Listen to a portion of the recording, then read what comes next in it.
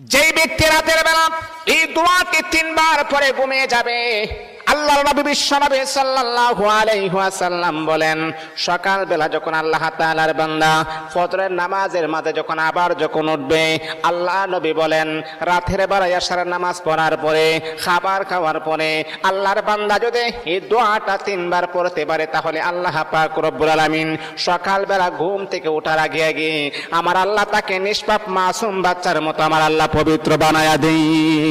দোয়াটা সবাই আমরা জানি, আমরা সবাই কিন্তু দোয়াটা জানি, কিন্তু আমরা আমল করি না। দোয়াটা হলো আস্তাগফিরুল্লাহাল্লাযী লা ইলাহা ইল্লা হুয়াল হাইয়ুল কাইয়্যুম ওয়া আতুবু ইলাইহি লা হাওলা ওয়ালা কুওয়াতা ইল্লা বিল্লাহিল আলিয়্যিল আযীম। 3 বার যদি আপনি পড়তে পারি, ইনশাআল্লাহ আল্লাহ পাক রব্বুল আলামিন আমার আপনার জীবনের সমস্ত গুনাহগুলোকে আমার আল্লাহ ক্ষমা করে দিবেন।